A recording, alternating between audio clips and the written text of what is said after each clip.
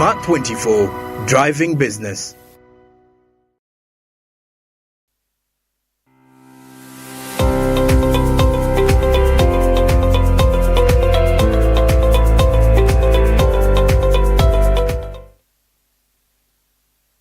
A very good morning and welcome to Financial Markets. This is the Market Watch section where we go through a detailed analysis of the performance of your favorite regional financial markets. We are talking of financial market operations in Eastern Africa as well as Africa as a continent, and also focusing on global insights that are affecting the performance of these listings. I'm your host, Victor Chiberu, to bring you more insights on the performance of your listed equities. But as usual, would want to start with the performance of the Uganda Securities Exchange, and as of recent, we have been seeing some turbulence coming in from the cross-listed equities as usual. But just to go straight into the numbers, we're looking at the close of yesterday's trading session, and we ended with about a total of 34,558 shares. Now, this is corresponding to a market value of 5,858,140 Ugandan shillings. And comparing this with our previous trading session, we're looking at the data showing a 28% improvement in volume, as well as a 45% improvement in turnover. Now, the market capitalization stands at 22.8 trillion Ugandan shillings, and this is an impressive number looking at it in terms of year-to-date performance. But in aggregate, we are looking at 3 listed equities that participated in the trading, and we ended with about 4 gainers as well as 4 losers. And East African breweries led the gainers with a 4.97% share price appreciation, closing at 4,288.50 Ugandan shillings per share. It was closely followed by Centum Investments, and Centum went up by 2.65%, as well as Jubilee Holdings that also went up by 2.21%. And we're also seeing Nation Media Group coming in with a performance of about 0.77%. And looking at the losers side, we are looking at KCB Group that came out last with an end-of-day price depreciation of 2.25%, closing at about 976.35 per share, Ugandan shillings per share. It was followed by Stanbic Bank Uganda that also went down by 1.47%. Equity Bank also went down by 0.33%, and Kenya Airways also went down by 0.1%. So MTN Uganda recorded the highest traded volumes, which was 34,450, and we're also seeing Uganda Clays showing some movement of 100, as well as Quality Chemical Industries with only 8 traded shares. And looking on to the general performance of other local equities that are listed on the Uganda Securities Exchange, we're seeing no movement from Airtel Uganda, and their share price still stands at 70 Ugandan shillings per share. We have British American Tobacco that is also at 15,000 Ugandan shillings per share. Bank of Baroda Uganda that is at 20.01 Ugandan shillings per share. Centum Investments is at 255.59, and DFCU Limited is also at 225.00. East African Breweries is at 4,288.50. We're looking at Equity Bank also at 1,237.95. Kenya Airways went down by 0.11, closing at 109.50 Ugandan shillings. MTN Uganda is still at 170 Ugandan shillings, and National Insurance Corporation is at 5 Ugandan shillings, and we're also seeing Nation Media Group at 493.18. New Vision Limited is at 153 Ugandan shillings per share. Quality Chemical Industries is at 55, and we're seeing Stanbic Bank that also went down yesterday by 0.56, standing at 37.44 Ugandan shillings per share. We're seeing some movement from Uganda Clays of 100, and its closing price still stands at 12 Ugandan shillings per share, as well as Umeme, whose share price is at 460 Ugandan shillings per share. Now, focusing on the performance of the market indices and also basing it on the general performance of all the listed equities, cross-listed and local, we're looking at the all share index that climbed up by 2.77, which is about 0.27%, points to close at 1,044.96. Now, this was representing a 1 week gain of 1.52%, as well as a 4 week loss of 0.99%, and an overall year-to-date gain of 19.77%. Now, looking onto the local company index, on the other hand, actually decreased by 0.27%, points to close at 259.61 points, and making it a 1 week loss of 0.18%, a 4 week loss of 1.85%, and an overall year-to-date loss of 4.5. Now, that is the performance coming in from the Uganda Securities Exchange, and we're seeing the local companies not showing any movement as of late. All the gainers are actually cross-listed equities, and we're also looking at the all-share index being majorly affected by that kind of performance. The local company index, on the other hand, is actually showing how these local companies are underperforming, and hopefully by the close of today's trading session, as well as the rest of the week, we shall be expecting positive feedback from these equities. But while that is there, we would also want to look through the Nairobi Securities Exchange and further understand how the performance went on their end. But in terms of numbers, we are looking at the close of yesterday, and it left us with a total of 13,968,200 shares in about 1,060 deals. Now, this was all corresponding to a market value of about 310,812,242 Kenyan shillings, and that was what was traded. And comparing this performance with the previous trading, with the previous data, we're seeing about a 13% decline in volume and a 24% improvement in turnover, as well as an 8% improvement in the deals. Now, the current market capitalization of the Nairobi Securities Exchange is 1.73 trillion Kenyan shillings.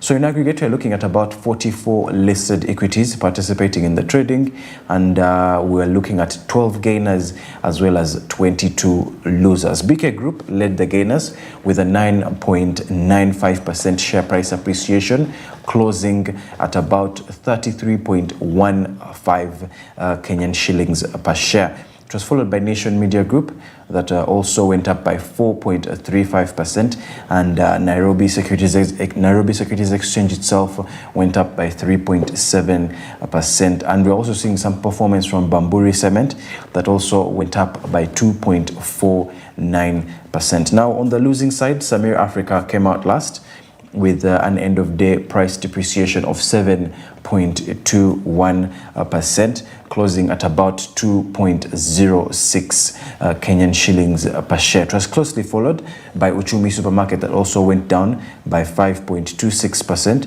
We're looking at Olympia Capital Holdings that also went down by 4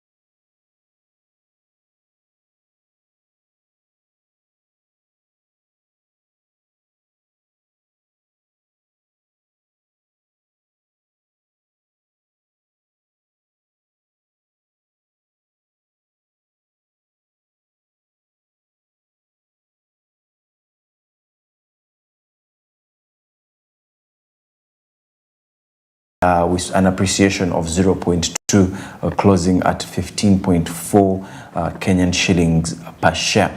But looking into the performance of the market indices as well, we would want to go straight into the performance of the All-Share Index, the benchmark, and looking at the numbers, it actually inched up by a 0.1, and which is about a 0.09% points to close at 110.23. Now, this was representing a 1 week gain of 0.23%, a 4 week loss of 2.62%, as well as an overall year-to-date gain of 19.67%. And other remarkable indices that performed were the 10-share index that went down by 0.16%, leaving a 1 week gain of 0.65%, as well as a year-to-date gain of 25.54%.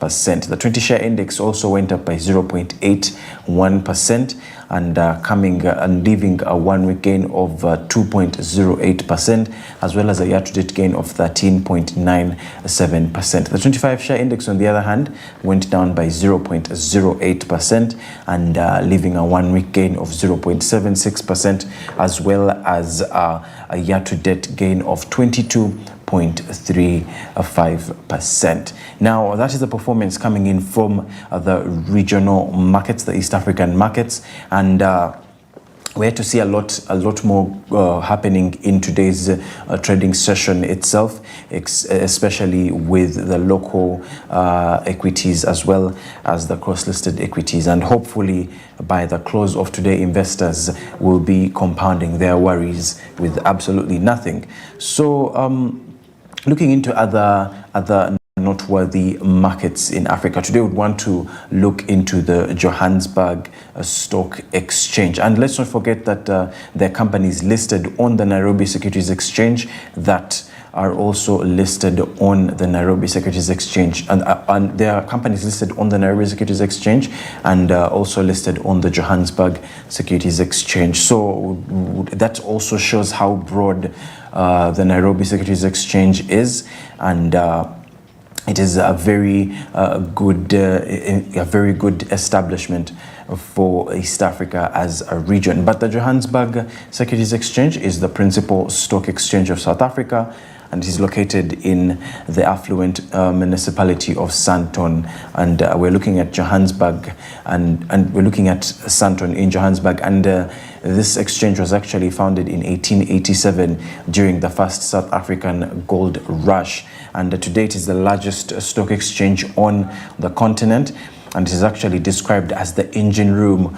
of the South African economy. Now we're looking at the primary function of the Johannesburg Securities Exchange being facilitating and raising of primary capital for listed companies while enhancing job opportunities and wealth creation by providing an orderly market for dealing in securities for investors. Now, the JSE upgraded to electronic trading in 1996, and in 2005 demutualized and listed on its own stock exchange. So in June 2002, we're looking at the JSE implementing its indices, and there are quite a number, and we have so many companies that have been grouped in particular, grouped and performance being tracked using particular indices to make it easier for investors to always be on track with these companies' financial performance. But looking into their previous trading session, we're looking at them closing at a total of about 235,450,004 shares in about 422,610 deals, corresponding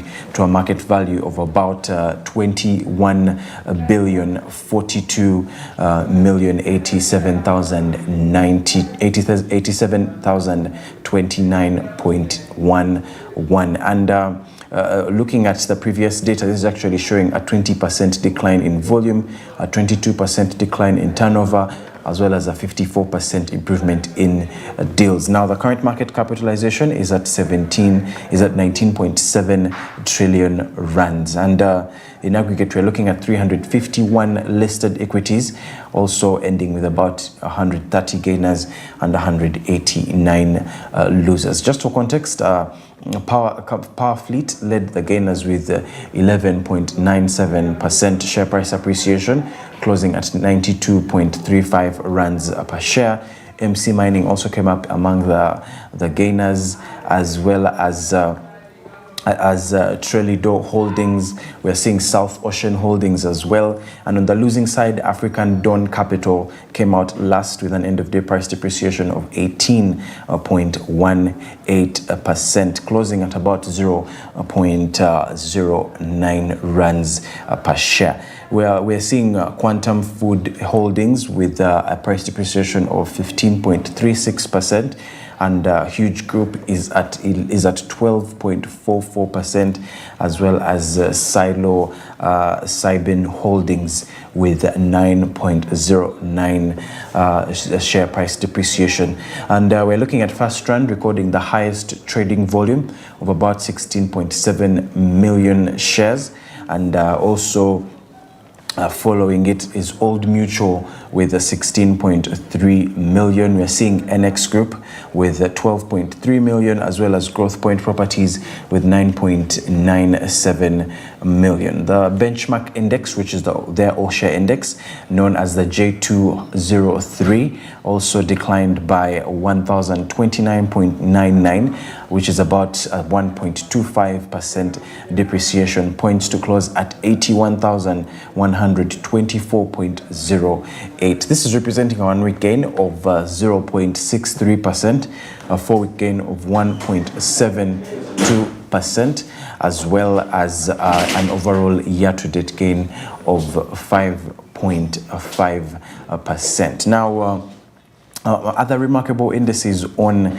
this exchange, we're looking at the fledging index that also went up by 0.22%, and we're seeing the small cap index that went up by 0.08%, as well as the mid cap index that also went down by 0.34%. The top 40 went down by 1.5%, and we're looking at the large cap index also coming down by 1.81%. Now, we'll be giving you more information from the Johannesburg Securities Exchange, and hopefully it will push more investors out there to think in completely investing in those cross-listed equities that come all the way from the South African market to the East African financial markets environment.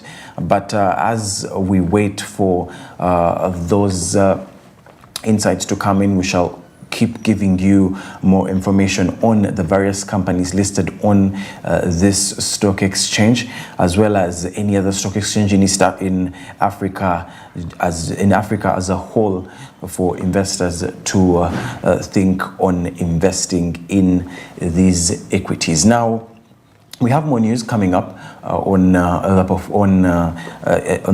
the Ugandan financial market, and how these headlines have affected the performance of the local companies. Let's not forget that we haven't seen any performance from these equities today, and hopefully our headlines, hopefully the news coming up will give you a better understanding of what could possibly be affecting the performance of these market indices and the equities as well. But we'll be right back after a short break, and we'll give you more insights on those headlines.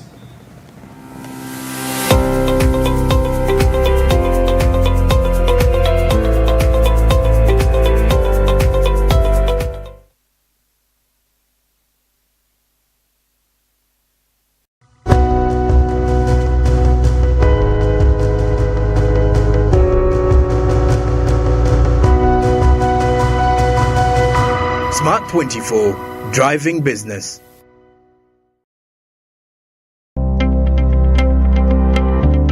My name is Victoria Topista. I'm from Terego district. I'm a mother of one child. I deal in salon business, and most of my customers are from the camp, refugee camp, and the host communities. The business has taken 3 years. I got to know about Grow when they were doing their launching in Arua, West Nile. I reached here and the training started so marvelous. The new things that I picked in the training, there are so many new skills that they taught us. They took us through different kinds of hairstyles, how to plant hair. Those days I used to plant it anyhowly, and styling was a problem to me. But this time I'm able to plant different kind of hair styles and also making the designs. Coming to the equipment, basically I didn't even know more about these equipment, the hair dryers. I myself, I don't have it in my salon, but reaching here I was able to see hair dryers in salon, and I was able to operate through my instructors. They trained us on how to start and to switch it off. I would like to thank the government, more especially the Ministry for Gender, Labor and Social Development, for giving us this support. The Grow project has actually helped us a lot, and we're here to benefit more. Grow, generating growth opportunities and productivity for women enterprises.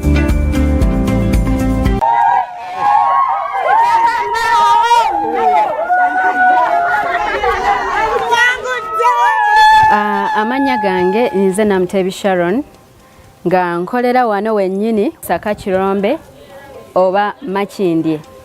Empangula gye nawanguddemu ssente mbadde nga nkozesa mobile money nga nsindika school fees w'omwana ku ssomero. Okutegeera nti mpangudde, nze mu mutima neegambye nti kambalinde bamale okujja ndyoke nzikirize nti mpangudde.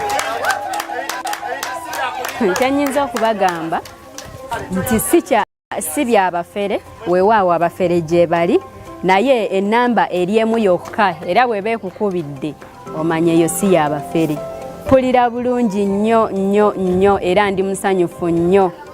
Naye MTN mobile money mbebaza nnyo, mwebale nnyo, mwebalire. Together we're unstoppable.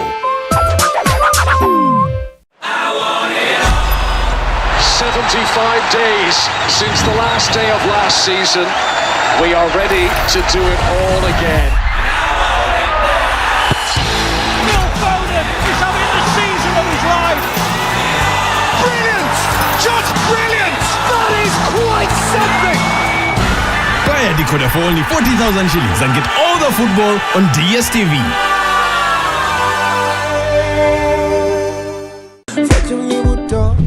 Cooking oil like no other makes your meal so sweet and scrumptious. The taste of Uganda, yeah, the taste of Uganda,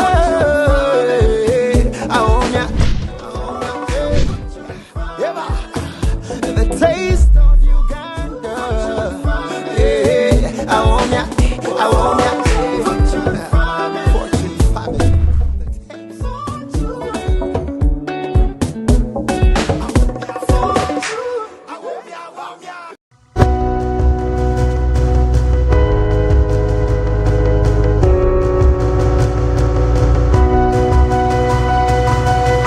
Smart 24, driving business.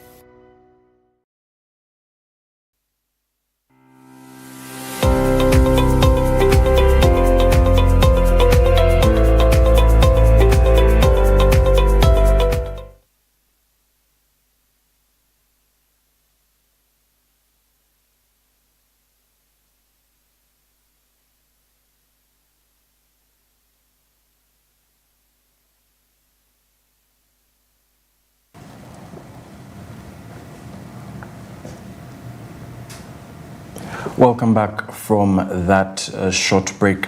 And in our headlines for today, we have how inexplicable changes will make petrol costlier in Uganda. And we have been going through this whole petroleum importation story since last week. And we were hopeful that the deal between Uganda and Kenya will end at a point where it is satisfactory for all involved stakeholders.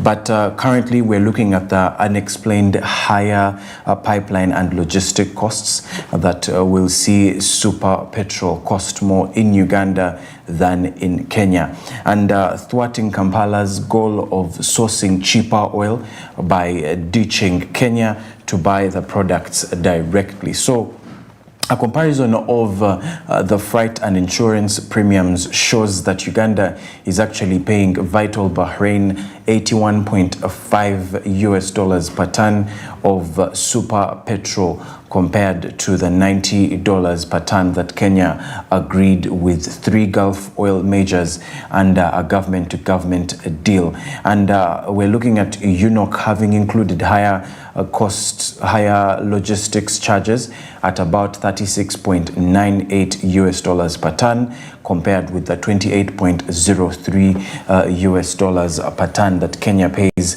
under the government-to-government deal. So additionally, UNOC has indicated that pipeline charges of 57.38% of $38 per ton are higher than the $45.93 per ton that the Kenya Pipeline Company charges. And this raises the questions on why the pipeline charges are actually higher than the Kenya Pipeline Company is charging, and who is pocketing this money. So the Uganda President Yoweri Museveni had last year blamed the high fuel prices in Kampala on middlemen in Kenya's government-backed fuel importation deal, and Uganda then signed a 5-year deal with Vital Bahrain, and currently a litre of petrol is retailing at the same rate in both Nairobi and Kampala, highlighting the direct effect of Kenya's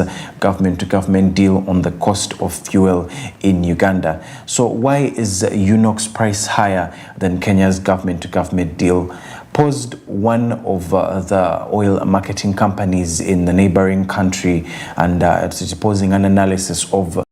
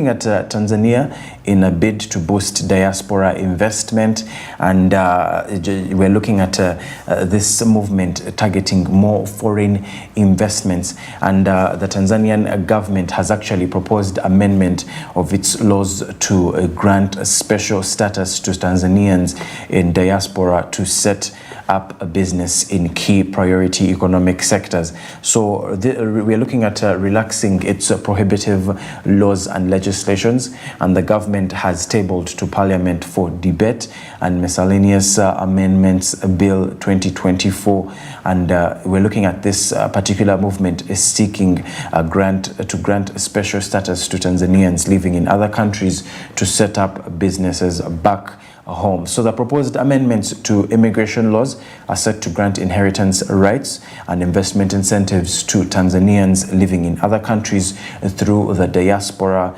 Tanzanite card, and land and property ownership in Tanzania have been limited to Tanzanian citizens only for a very long time. So the Miscellaneous Amendments Act 2024, which was actually published on June 26th, proposes changes on the Immigration Act Cap 54 and the Land Act Cap 113 to allow Tanzanians living in other countries to access land occupancy titles. So Tanzania is among African countries with restrictive immigration laws and regulations imposed to foreigners and locals with dual citizenship on land ownership rights. So President Samia Suluhu Hassan had earlier promised to review the Immigration Act. So while addressing Tanzanians in South Korea during her 6th day official visit in Seoul in June, she actually said her government would ensure that Tanzanians living in other countries would be given special status, including the ability to take up residence in Tanzania without passing through a complicated visa process. So she pledged a legal environment that would enable Tanzanians in the diaspora to remit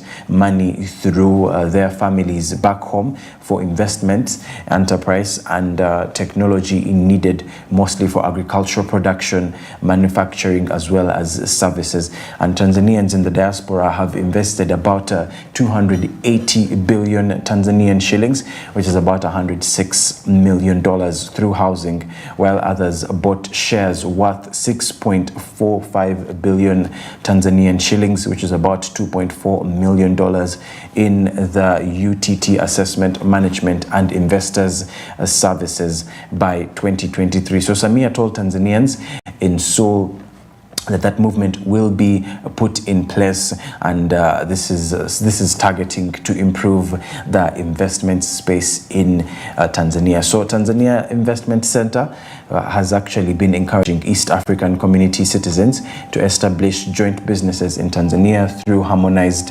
regulations in the East African region. And the Ministry of Foreign Affairs and the East African Corporation established a diaspora database aiming to recognize and assist Tanzanians in a diaspora to register for business and investments, banking for ample and available land suitable for investments. So despite its rich agricultural land, Tanzania has lacked vibrant investments in agriculture with little returns from cash crops and poor agro-industrial base. So data from the Ministry of Agriculture shows that Tanzania possesses a total of about 44 million hectares of land for cultivation, but only 15 million hectares are under cultivation for both cash and food crops. So investment in livestock has been rated among a lucrative business, banking on the big number of livestock and pasture land available in Tanzania. So statistics from the Ministry of Livestock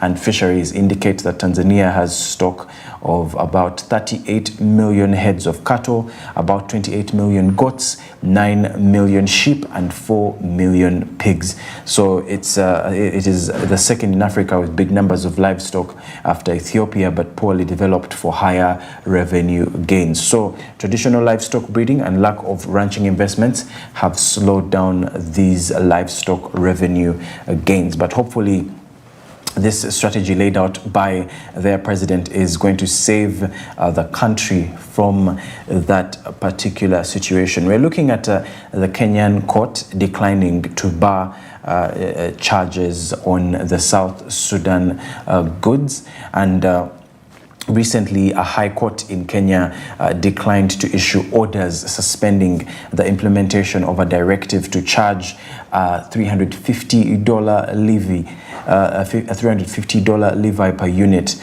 or container on all goods destined to South Sudan. So clearing agents in Kenya were actually challenging the levy and sought for the conservatory orders to be issued pending hearing and determination of their petition. So Justice Olga Sewe, sitting in Mombasa, ruled that the clearing agents under the umbrella of Kenya International Freight and Warehousing Association had not made a prima facie case granted the doctrine of sovereign immunity. So the clearing agents have sued Mombasa Monitoring Station of the National Revenue Authority of South Sudan, and until it is proved otherwise, there would be no basis for restraining and respondent from of restraining the respondent from implementing the directive. And that was according to Justice Sewe, while dismissing the application of Kifwa. So the respondent has explained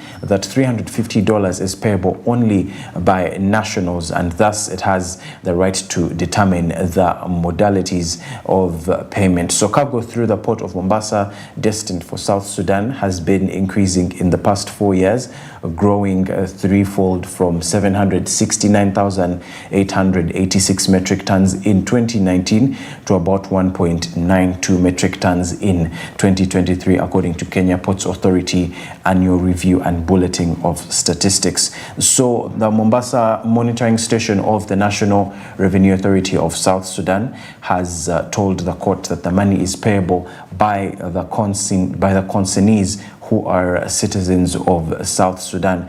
And according to the respondent, the decision by Juba to impose charges on its citizens can only be challenged in the country. So Juba says the electronic cargo tracking note certificate is a mandatory document to be obtained by importers, and we're also looking at exporters of cargo that are taking it into or taking it from South Sudan. So Kifwa wants a declaration, particularly that the levy per unit to all imports headed to South Sudan is unconstitutional, and says that Mombasa Monitoring Station issued a directive that they should pay the money to a private firm in Uganda, Invesco Uganda Limited, for a tracking system christened Mandatory Electronic Cargo Tracking Note. And in its petition, Kifwa says that they are licensed by Commissioner of Customs Kenya to undertake cargo clearance and collection of taxes and levies due to the government. So as clearing agents, they're actually operating under the Kenyan laws and the East African Community Customs Management Act and the regulations made there under as part of the petition states. So it also seeks an order issued to quash the directive and also prohibit the Mombasa Station National Revenue Authority of South Sudan from enforcing the directive. So according to Kifwa, there actually exists a cargo tracking system monitored by Customs Department in Kenya, Regional Electronic Cargo Tracking Systems, which is efficient, mandatory, and free within East Africa. So they actually were arguing that the South Sudan ECTN is inconsequential in terms of cargo tracking, except collecting the money and directing the funds to a private account in Uganda. So the directive to collect the revenue through that setup is being implemented in the country at the port, inland container depots, container freight stations in the Malaba and Busia border points, and the petition also states that within. So Kifwa says that Kenyan clearing agents are being forced to implement and collect the prerequisite ECTN service charges, and it argues that using Kenyan agents to process and collect this ECTN service charge or any other taxes within a Kenyan custom area is going against the law and not within their mandate. So Kifwa says that the directive has highly compromised clearing agents' fundamental rights to earn a living and is prejudicial and contravenes the Constitution on economic empowerment of truck owners.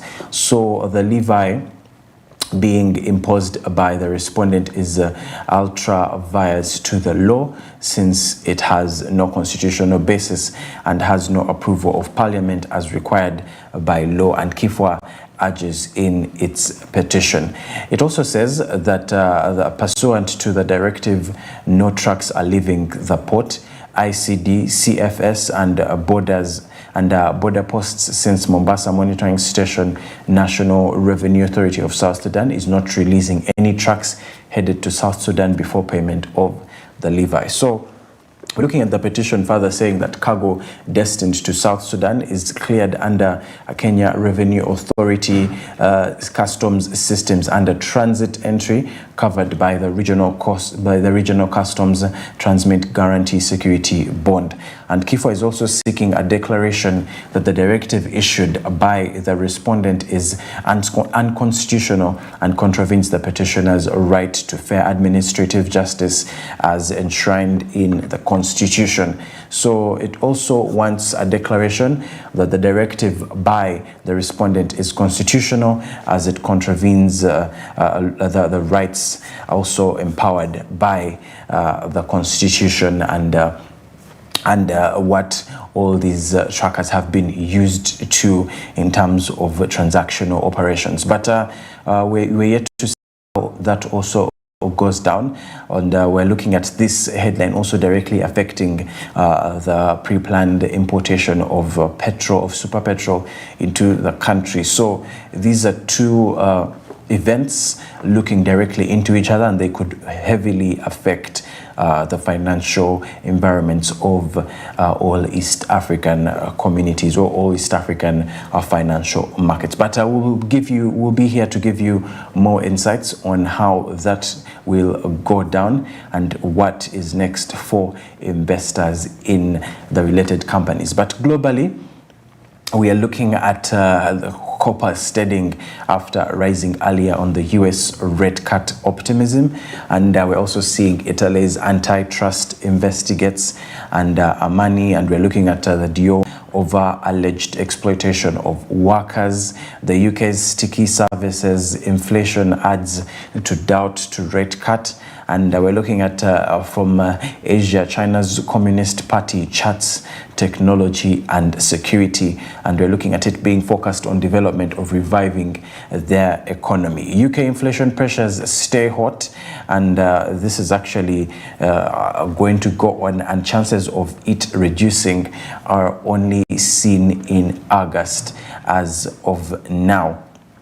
We're looking at the Phillips stock and the geopolitical flare-ups that are coming in from that particular movement. But back to London, we're looking at the British inflation held at about 2.0% last month, and this was actually defying forecasts for a slight fall and strong underlying price pressures, prompting investors to rein back on bets that the Bank of England will cut interests, and for the first time since 2020, which is next month in August. So we're looking at strong increases in hotel prices, where we're looking at all this being partly to blame by the inflation number, underscoring the Bank of England's concerns about price pressures in the services sector. So while these figures provide a further reassurance that the UK's inflation crisis